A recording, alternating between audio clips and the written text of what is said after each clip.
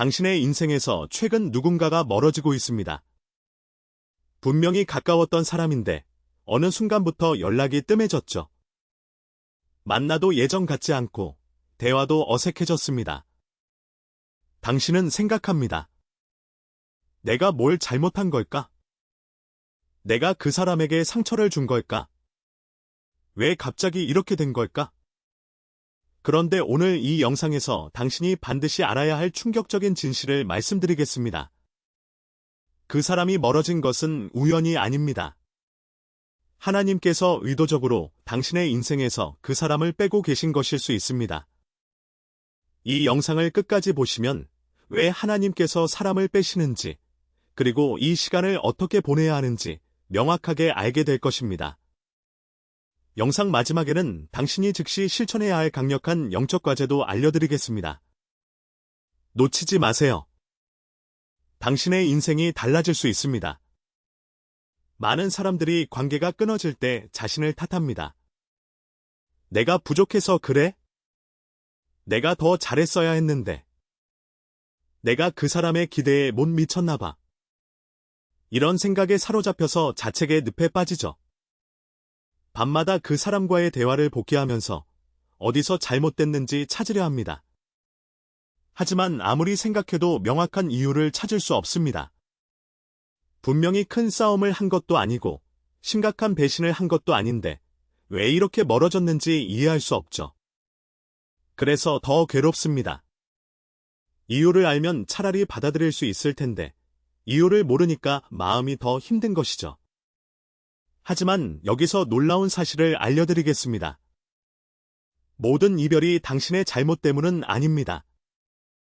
때로는 하나님께서 당신을 보호하시기 위해, 당신을 더 높은 곳으로 이끄시기 위해 의도적으로 사람을 떼어내시는 경우가 있습니다. 이것은 벌이 아닙니다. 오히려 은혜이죠. 성경에서 이런 사례를 명확하게 찾아볼 수 있습니다. 창세기 12장 1절을 보세요. 여호와께서 아브람에게 이르시되 너는 너의 고향과 친척과 아버지의 집을 떠나 내가 네게 보여줄 땅으로 가라. 하나님께서 아브라함에게 뭐라고 하셨습니까? 고향을 떠나라. 친척을 떠나라. 아버지의 집을 떠나라. 이것은 단순한 지리적 이동이 아닙니다. 관계의 분리를 의미하죠. 아브라함에게 고향과 친척과 아버지의 집은 평생을 함께한 익숙한 관계였습니다. 사랑하는 사람들이 있었고, 추억이 있었고, 정이 들어있는 고지였죠. 그런데 하나님께서 그 모든 것을 떠나라고 하신 것입니다. 왜 그러셨을까요?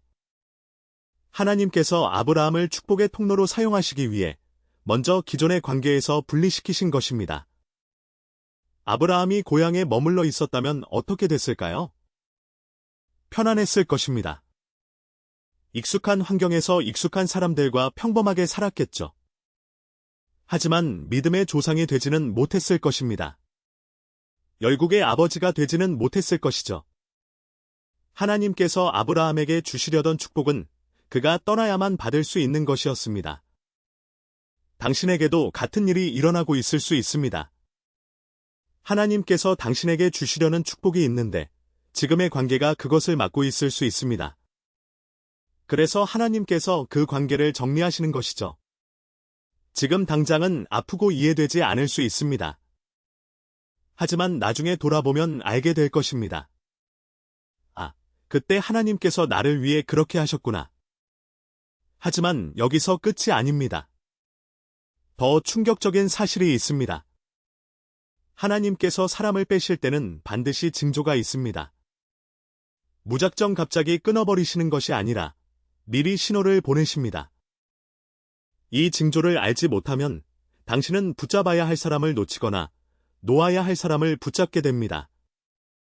두 가지 모두 당신의 인생에 큰 손해를 가져오죠. 붙잡아야 할 사람을 놓치면 평생 후회하게 됩니다. 반대로 놓아야 할 사람을 붙잡으면 불필요한 고통이 계속됩니다. 그래서 이 징조를 아는 것이 중요합니다. 지금부터 하나님께서 당신의 인생에서 사람을 빼실 때 나타나는 징조들을 하나씩 말씀드리겠습니다. 해당되는 것이 있다면 절대 가볍게 넘기지 마세요. 이것은 하나님께서 당신에게 보내시는 분명한 신호이기 때문입니다. 갑자기 그 사람과의 대화가 불편해집니다. 예전에는 몇 시간이고 이야기해도 지루하지 않았죠. 함께 있으면 편안했고 마음이 통한다고 느꼈습니다. 말하지 않아도 서로의 생각을 아는 것 같았고 침묵조차 편안했습니다. 그 사람과 있으면 시간 가는 줄 몰랐죠. 그런데 언제부턴가 대화가 어색해지기 시작합니다. 할 말이 없어지고 침묵이 불편하게 느껴지죠. 억지로 화제를 만들어내야 하고 대화가 겉돌기만 합니다. 같은 이야기를 해도 예전처럼 재미있지 않습니다. 웃음이 어색하고 공감이 되지 않죠. 당신은 생각합니다. 왜 이렇게 됐지? 우리 사이에 무슨 문제가 있는 걸까? 내가 뭘 잘못한 걸까? 그래서 더 노력합니다. 더 재미있는 이야기를 찾고, 더 많이 연락하고, 더 자주 만나려 하죠.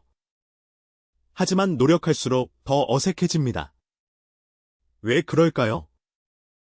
특별한 문제가 없는데도 이런 현상이 일어난다면 이것은 하나님께서 그 관계의 시즌을 끝내고 계신다는 신호일 수 있습니다.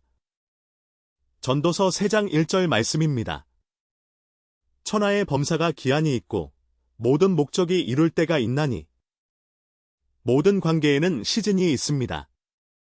봄이 있으면 겨울이 있듯이 관계에도 시작이 있으면 끝이 있죠. 어떤 사람은 평생을 함께하도록 보내신 사람이고 어떤 사람은 특정 시기에만 함께하도록 보내신 사람입니다. 학창시절에만 함께할 친구가 있고 직장에서만 함께할 동료가 있고 특정 프로젝트에서만 함께할 파트너가 있죠. 그 시즌이 끝나면 자연스럽게 멀어지는 것이 정상입니다. 시즌이 끝난 관계를 억지로 붙잡으면 두 사람 모두 상처를 받게 됩니다. 하나님께서 자연스럽게 대화의 불편함을 통해 신호를 보내고 계신 것입니다. 이 시즌은 끝났다고. 이제 놓아줄 때가 됐다고. 하지만 이것만으로 판단해서는 안 됩니다. 더 분명한 징조가 있습니다. 그 사람과 함께 있으면 영적으로 무거워집니다. 이것이 두 번째 징조이고 매우 중요한 신호입니다. 예전에는 그 사람과 함께 있으면 기분이 좋았죠. 에너지가 충전되는 느낌이었습니다. 만나고 나면 힘이 나고 웃음이 많아지고 긍정적인 생각이 들었습니다. 그 사람이 당신에게 좋은 영향을 주는 것이 분명했죠. 그런데 요즘은 그 사람을 만나고 나면 이상하게 지칩니다. 육체적으로 피곤한 것이 아니라 영혼이 무거워지는 느낌이죠. 만나고 나면 기분이 가라앉습니다. 부정적인 생각이 늘어나고 짜증이 많아지고 우울해지죠. 기도하고 싶은 마음이 사라지고 성경을 읽고 싶지 않아집니다. 이상하게 영적으로 메마른 느낌이 듭니다. 왜 이런 일이 일어나는 걸까요? 사람에게는 영적인 영향력이 있습니다. 우리가 인식하든 못하든 사람은 서로에게 영적인 영향을 미칩니다. 고린도전서 15장 33절을 보세요. 속지 말라. 악한 동무들은 선한 행실을 더럽히나니. 당신이 어떤 사람과 함께하느냐에 따라 당신의 영적 상태가 달라집니다. 좋은 사람과 함께하면 영적으로 성장하고 그렇지 않은 사람과 함께하면 영적으로 무너지죠. 하나님께서 당신을 보호하시기 위해 당신의 영성을 무너뜨리는 관계에서 분리시키려 하실 때 이런 무거움을 느끼게 하시는 것입니다. 그 사람이 나쁜 사람이라는 뜻이 아닙니다. 객관적으로 좋은 사람일 수 있습니다. 단지 지금 당신에게 필요한 사람이 아닐 수 있다는 것이죠. 기름과 물이 섞이지 않듯이 영적으로 맞지 않는 관계는 자연스럽게 분리됩니다. 억지로 섞으려 해도 결국 분리되죠. 하나님께서 당신을 더 높은 곳으로 이끌기 위해 정리하고 계신 것입니다. 하지만 더 놀라운 징조가 있습니다. 그 사람의 진짜 모습이 갑자기 보이기 시작합니다. 오랫동안 함께했는데도 몰랐던 모습이 드러나기 시작하죠. 숨겨왔던 본성이 나타나고 가면 뒤의 얼굴이 보입니다. 예전에는 보이지 않던 이기심이 보입니다. 나만 생각하는 모습, 자기 이익만 챙기는 모습이 눈에 들어오죠. 거짓말을 하는 것이 발각되기도 합니다. 작은 거짓말이 드러나고 그동안 속아왔다는 것을 알게 됩니다. 뒤에서 다른 말을 하고 다녔다는 것을 알게 되기도 하죠. 처음에는 충격을 받습니다. 이 사람이 이런 사람이었어. 왜 지금까지 몰랐을까? 내가 속은 걸까? 내 눈이 이렇게 없었나? 하지만 이것은 우연이 아닙니다. 하나님께서 당신의 눈을 열어주신 것이죠. 예레미야 17장 10절 말씀입니다. 나 여호와는 심장을 살피며 폐부를 시험하고 각각 그의 행위와 그의 행실대로 보응하나니. 하나님께서는 모든 사람의 마음을 아십니다. 겉으로 보이는 모습이 아니라 속에 감춰진 진짜 모습을 아시죠. 당신이 모르는 것도 하나님께서는 처음부터 알고 계셨습니다. 그리고 적절한 때에 당신에게 보여주시는 것이죠. 왜일까요? 당신을 보호하시기 위해서입니다. 더 깊이 들어가기 전에, 더 큰 상처를 받기 전에 그 사람의 진짜 모습을 보여주시는 것입니다. 이것은 하나님의 은혜입니다. 화를 낼 것이 아니라 감사해야 할 일이죠. 결혼 전에 알게 되어서 감사합니다. 사업 파트너가 되기 전에 알게 되어서 감사합니다. 더 깊은 관계가 되기 전에 알게 되어서 감사합니다. 그런데 여기서 많은 사람들이 실수를 합니다. 진짜 모습을 봤는데도 관계를 유지하려고 하죠. 오랜 정 때문에, 투자한 시간이 아까워서, 혼자가 되는 것이 두려워서. 이미 너무 많은 것을 함께 했는데 이제 와서 어떻게 끊어? 그동안 쏟은 시간이 아깝잖아. 다른 친구도 없는데 이 관계마저 끊으면 어떡해? 이런 생각에 눈을 감아버립니다. 본 것을 못 본 척하고 알게 된 것을 모른 척하죠. 하지만 하나님께서 보여주신 것을 무시하면 더 큰 고통이 따라옵니다. 잠시 후에 그 이유를 자세히 말씀드리겠습니다. 먼저 다음 징조를 알려드려야 합니다. 그 사람과의 약속이 자꾸 어긋납니다. 만나기로 했는데 갑자기 일이 생겨서 취소됩니다. 다시 약속을 잡아도 또 무산되죠. 날짜를 정하면 그날 급한 일이 생기고 장소를 정하면 거기에 문제가 생깁니다. 타이밍이 계속 맞지 않습니다. 처음에는 우연이라고 생각합니다. 그럴 수 있지. 바쁘니까. 다음에 만나면 되지. 하지만 이런 일이 2번, 3번, 4번 반복된다면 우연이 아닙니다. 하나님께서 만남 자체를 막고 계신 것일 수 있죠. 사도행전 16장 6절부터 7절을 보세요. 성령이 아시아에서 말씀을 전하지 못하게 하시거늘 그들이 무시아 앞에 이르러 비두니아로 가고자 하되 예수의 영이 허락하지 아니하시는지라. 바울과 그의 일행이 아시아에서 복음을 전하려 했지만 성령께서 막으셨습니다. 비두니아로 가려 했지만 예수의 영이 허락하지 않으셨죠. 그들은 좋은 의도로 가려 했습니다. 복음을 전하려는 것이었으니까요. 하지만 하나님께서 막으셨습니다. 왜 그러셨을까요? 하나님께서는 그들을 마게도냐로 보내시려 하셨기 때문입니다. 더 큰 계획이 있으셨기 때문이죠. 하나님께서는 때로 문을 닫으심으로써 인도하십니다. 당신이 그 사람과 만나려 할 때마다 일이 어긋나는 것은 하나님께서 그 만남을 막고 계신 것일 수 있습니다. 다른 곳으로 가라는 신호일 수 있죠. 억지로 만남을 성사시키려 하지 마세요. 하나님께서 닫으신 문을 억지로 열려고 하면 고통만 따릅니다. 닫힌 문 앞에서 씨름하지 마세요. 하나님께서는 다른 문을 열어주실 것입니다. 하지만 더 결정적인 징조가 있습니다. 기도할 때 그 사람에 대한 마음의 평안이 사라집니다. 이것은 가장 중요한 신호 중 하나입니다. 예전에는 그 사람을 위해 기도하면 마음이 따뜻해졌죠. 함께하는 것이 하나님의 뜻이라는 확신이 있었습니다. 기도 중에 그 사람이 떠오르면 감사함이 밀려왔고 그 관계에 대한 평안이 있었습니다. 그런데 요즘은 그 사람을 위해 기도하려고 하면 마음이 무겁습니다. 평안이 없고 오히려 불안함이 밀려오죠. 기도 중에 자꾸 다른 생각이 납니다. 이 관계가 맞는 걸까? 계속 함께해야 하는 걸까? 하나님께서 원하시는 관계일까? 이런 의문이 떠오릅니다. 억지로 그 생각을 지우려 해도 계속 올라옵니다. 골로새서 3장 15절 말씀입니다. 그리스도의 평강이 너희 마음을 주장하게 하라. 하나님의 뜻 안에 있을 때 평강이 있습니다.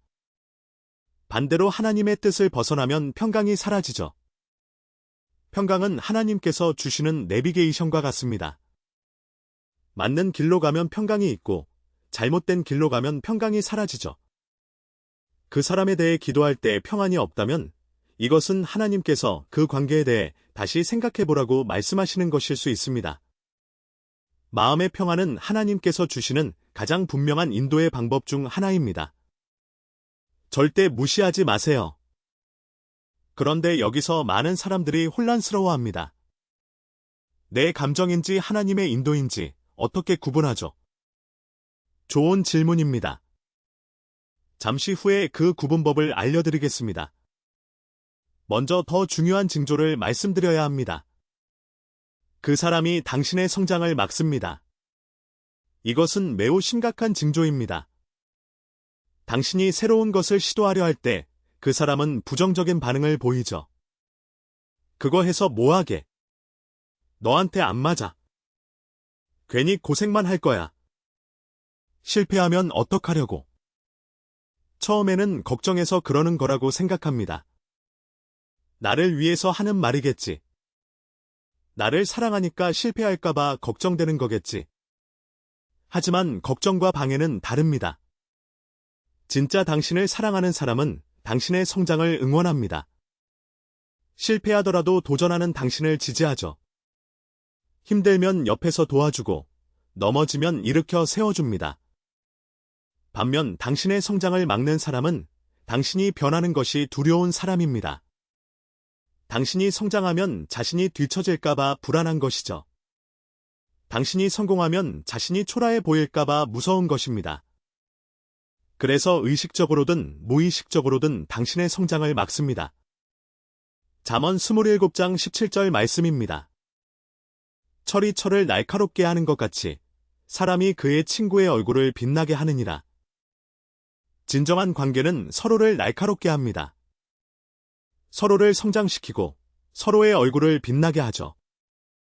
만약 어떤 관계가 당신을 무디게 만들고 당신의 빛을 어둡게 만든다면 그것은 하나님께서 원하시는 관계가 아닙니다. 하나님께서 당신을 그 관계에서 분리시키려는 이유가 바로 여기에 있습니다. 당신의 성장을 위해서, 당신의 미래를 위해서죠. 하지만 여기서 끝이 아닙니다. 더 심각한 징조가 있습니다. 그 사람으로 인해 당신의 부르심이 흔들립니다. 이것은 가장 위험한 신호입니다. 하나님께서 당신에게 주신 비전이 있었죠. 해야 할 사명이 있었고, 가야 할 길이 있었습니다. 마음 깊은 곳에서 울리는 소명이 있었습니다. 그런데 그 사람과 함께한 후로 그 비전이 흐려지기 시작합니다. 확신이 사라지고 열정이 식어버리죠. 이게 진짜 하나님의 뜻이었을까? 내가 착각한 건 아닐까? 너무 큰 꿈을 꾼 건 아닐까? 이런 의심이 생깁니다. 그 사람의 말이 자꾸 떠오릅니다. 현실적으로 생각해. 그게 가능하겠어. 그냥 평범하게 살아. 이런 말들이 당신의 비전을 무너뜨립니다. 이것은 매우 위험한 상황입니다. 마태복음 16장 26절을 보세요. 사람이 만일 온 천하를 얻고도 제 목숨을 잃으면 무엇이 유익하리요? 당신의 부르심은 당신의 영적 생명과 같습니다. 그것을 잃으면 모든 것을 잃는 것이죠. 어떤 관계도 당신의 부르심보다 소중할 수 없습니다. 만약 누군가로 인해 당신의 부르심이 흔들리고 있다면 하나님께서 그 관계에 대해 심각하게 점검하라고 말씀하시는 것입니다. 그 사람을 선택할 것인가? 부르심을 선택할 것인가? 이것은 결국 하나님을 선택할 것인가의 문제입니다. 이제 왜 하나님께서 이렇게 사람을 빼시는지 그 충격적인 이유를 말씀드리겠습니다. 하나님께서 사람을 빼시는 첫 번째 이유는 보호입니다. 당신이 보지 못하는 것을 하나님께서는 보십니다. 그 사람이 앞으로 당신에게 어떤 영향을 미칠지, 어떤 상처를 줄지, 어떤 피해를 줄지 하나님께서는 이미 알고 계시죠. 당신은 현재만 볼 수 있지만 하나님께서는 미래까지 보십니다. 그래서 미리 분리시키시는 것입니다. 시편 121편 7절 말씀입니다. 여호와께서 너를 지켜 모든 환난을 면하게 하시며 또 내 영혼을 지키시리로다. 하나님께서는 당신의 영혼을 지키십니다. 당신이 모르는 환난에서 당신을 보호하시죠. 지금 당장은 이해되지 않을 수 있습니다. 왜 그 사람과 헤어져야 하는지 납득이 안 될 수 있죠. 그 사람이 좋은 사람처럼 보이고 함께하는 것이 행복해 보일 수 있습니다. 하지만 나중에 돌아보면 알게 될 것입니다. 아, 그때 하나님께서 나를 지켜주셨구나. 그 사람과 계속 함께했으면 큰일 날 뻔했구나. 감사하게 될 날이 올 것입니다. 하나님께서 사람을 빼시는 두 번째 이유는 성장입니다. 어떤 관계는 당신을 편안하게 합니다. 익숙하고, 안전하고, 편안하죠. 하지만 그 편안함이 정체를 가져올 수 있습니다. 성장은 대부분 불편함 속에서 일어나기 때문이죠. 익숙한 것을 떠나야 새로운 것을 배울 수 있고, 편안한 곳을 벗어나야 더 넓은 세상을 볼 수 있습니다. 창세기에서 아브라함이 고향을 떠난 것을 기억하세요. 아브라함이 고향에 머물렀다면 편안했을 것입니다. 익숙한 환경, 익숙한 사람들, 익숙한 생활. 하지만 믿음의 조상이 되지는 못했겠죠. 하나님께서 아브라함을 위대하게 사용하시기 위해 먼저 익숙한 관계에서 분리시키신 것입니다. 당신에게도 같은 일이 일어나고 있을 수 있습니다. 하나님께서 당신을 더 크게 사용하시기 위해 지금의 관계에서 분리시키고 계신 것이죠. 아프지만 이것은 축복의 과정입니다. 애벌레가 나비가 되려면 고치를 뚫고 나와야 하듯이 당신도 성장하려면 익숙한 것을 떠나야 합니다. 하나님께서 사람을 빼시는 세 번째 이유는 새로운 관계를 위한 자리를 만드시는 것입니다. 당신의 인생에는 정해진 자리가 있습니다.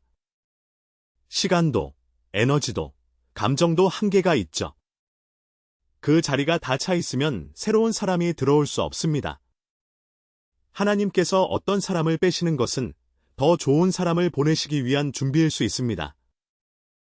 전도서 3장 6절 말씀입니다. 찾을 때가 있고 잃을 때가 있으며 지킬 때가 있고 버릴 때가 있으며 버릴 때가 있습니다. 놓아줄 때가 있죠. 그래야 새로운 것을 받을 수 있습니다. 당신이 지금 잡고 있는 관계 때문에 하나님께서 보내시려는 새로운 관계가 들어오지 못하고 있을 수 있습니다. 더 좋은 친구, 더 좋은 파트너, 더 좋은 동역자가 기다리고 있는데 당신이 과거의 관계를 붙잡고 있어서 들어오지 못하는 것이죠. 놓아주세요. 그러면 하나님께서 더 좋은 것으로 채워주실 것입니다.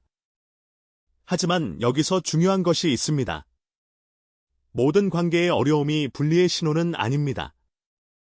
때로는 싸워서 지켜야 할 관계도 있죠. 어떻게 구분할 수 있을까요? 그 구분법을 지금부터 알려드리겠습니다. 지켜야 할 관계와 놓아야 할 관계의 차이는 열매에 있습니다. 마태복음 7장 16절 말씀입니다.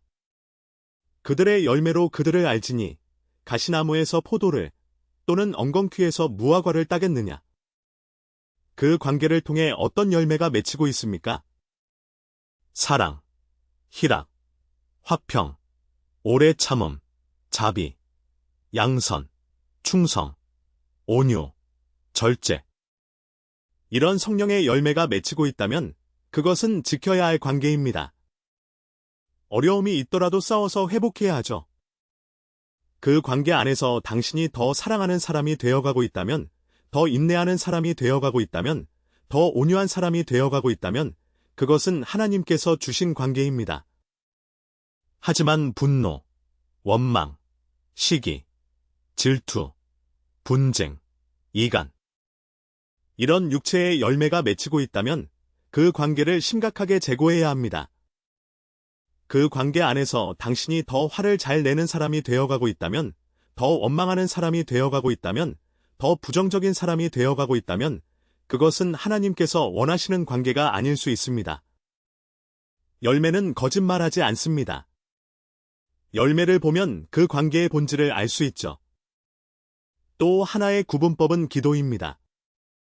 그 관계에 대해 충분히 기도하세요. 하나님께 직접 여쭤보세요. 이 관계를 지켜야 합니까? 놓아야 합니까? 야고보서 1장 5절 말씀입니다. 너희 중에 누구든지 지혜가 부족하거든 모든 사람에게 후히 주시고 꾸짖지 아니하시는 하나님께 구하라. 그리하면 주시리라. 지혜를 구하세요. 하나님께서 반드시 알려주실 것입니다. 급하게 결정하지 마세요. 감정적으로 결정하지 마세요. 충분히 기도하고 하나님의 인도를 기다리세요. 하나님께서는 분명히 말씀하실 것입니다. 평안으로, 말씀으로, 환경으로 인도해 주실 것입니다. 이제 가장 어려운 부분을 말씀드려야 합니다. 하나님께서 빼라고 하신 사람을 어떻게 놓아줄 수 있을까요? 머리로는 알겠는데 마음이 따라오지 않습니다. 오랜 정이 있고 함께한 추억이 있고 아직 미련이 남아있죠. 수년간 함께한 시간이 아깝고 쏟은 감정이 아깝고 공유한 경험이 아깝습니다. 이것은 당연한 감정입니다. 하나님께서도 당신의 마음을 아십니다. 그래서 억지로 끊으라고 하지 않으십니다. 하나님께서는 서서히, 자연스럽게 분리시키십니다. 갑자기 관계를 끊으라는 것이 아닙니다. 하나님의 타이밍에 맡기라는 것이죠. 빌립보서 1장 6절 말씀입니다. 너희 안에서 착한 일을 시작하신 이가 그리스도 예수의 날까지 이루실 줄을 우리는 확신하노라. 하나님께서 시작하신 일은 하나님께서 완성하십니다. 당신이 할 일은 하나님의 인도에 순종하는 것이죠. 놓아주는 것이 어렵다면 하나님께 도와달라고 기도하세요. 하나님, 저는 이 사람을 놓아줄 힘이 없습니다. 하지만 주님께서 놓아주라고 하신다면 순종하겠습니다. 제 마음을 치유해 주세요. 놓아줄 수 있는 힘을 주세요. 이렇게 기도하세요. 하나님께서 당신의 마음을 치유하시고 놓아줄 수 있는 힘을 주실 것입니다. 그리고 놓아준 자리에 새로운 축복을 채워주실 것입니다. 하지만 여기서 조심해야 할 것이 있습니다. 분리가 반드시 절교를 의미하지는 않습니다. 어떤 관계는 완전히 끊어야 하지만 어떤 관계는 거리만 조절하면 됩니다. 친한 친구에서 아는 사람으로, 매일 연락하던 사이에서 가끔 연락하는 사이로, 모든 것을 공유하던 사이에서 적당히 거리 두는 사이로, 거리를 조절하는 것만으로 충분한 경우도 있습니다. 모든 관계를 극단적으로 처리할 필요는 없죠. 하나님께서 어떻게 인도하시는지 주의 깊게 들으세요. 어떤 관계는 끊어야 하고 어떤 관계는 거리만 조절하면 됩니다. 하나님께서 각각의 관계에 대해 다르게 말씀하실 것입니다. 이제 관계가 끊어진 후에 찾아오는 외로움에 대해 말씀드려야 합니다. 이것은 피할 수 없는 감정입니다. 아무리 하나님의 뜻이라고 믿어도 막상 그 사람이 없으면 외롭습니다. 함께 나누던 대화가 없어지고 함께하던 시간이 비어버리죠. SNS를 열면 그 사람의 소식이 보이고 익숙한 장소에 가면 추억이 떠오릅니다. 그 사람이 좋아하던 노래가 들리면 마음이 아프고 그 사람과 갔던 식당 앞을 지나면 발걸음이 멈춰집니다. 이런 외로움은 어떻게 해야 할까요? 먼저 알아야 할 것이 있습니다. 외로움은 죄가 아닙니다. 하나님께서 인간을 창조하실 때 관계 속에서 살도록 만드셨습니다. 창세기 2장 18절을 보세요. 여호와 하나님이 이르시되 사람이 혼자 사는 것이 좋지 아니하니 내가 그를 위하여 돕는 배필을 지으리라. 하나님께서 직접 말씀하셨습니다. 혼자 사는 것이 좋지 않다고. 외로움을 느끼는 것은 당신이 약해서가 아닙니다. 믿음이 없어서가 아닙니다. 인간으로서 자연스러운 감정이죠. 하지만 외로움을 어떻게 다루느냐가 중요합니다. 외로움 때문에 다시 그 관계로 돌아가면 안 됩니다. 하나님께서 끊어주신 관계를 외로움 때문에 다시 연결하면 더 큰 고통이 따라옵니다. 외로움은 하나님께로 가져가야 합니다. 시편 68편 6절 말씀입니다. 하나님은 고독한 자들을 가족 중에 거주하게 하시며 하나님께서는 고독한 자들을 돌보십니다. 외로운 시간을 하나님과의 깊은 교제의 시간으로 바꾸세요. 혼자 있는 시간에 기도하고 말씀을 읽고 하나님과 대화하세요. 그러면 놀라운 일이 일어납니다. 외로움이 채워지는 경험을 하게 될 것입니다. 사람으로 채워지지 않던 빈 곳이 하나님으로 채워지는 것이죠. 그리고 하나님께서 적절한 때에 새로운 관계를 보내주실 것입니다. 외로움을 견딘 후에 오는 관계는 외로움 때문에 급하게 만든 관계보다 훨씬 더 건강합니다. 기다리세요. 하나님의 타이밍을 신뢰하세요. 이제 마지막으로 가장 중요한 것을 말씀드리겠습니다. 하나님께서 사람을 빼실 때 가장 중요한 것은 당신의 반응입니다. 원망할 수 있습니다. 하나님, 왜 이 사람을 제 인생에서 빼시나요? 왜 저를 외롭게 하시나요? 제가 뭘 잘못했다고 이러시는 건가요? 화를 낼 수도 있죠. 저도 사람이에요. 관계가 필요하다고요. 왜 제 인생을 이렇게 힘들게 만드시는 거예요? 하지만 이런 반응은 하나님의 역사를 방해합니다. 원망과 분노 속에 머물면 하나님께서 주시려는 새로운 것을 받을 수 없습니다.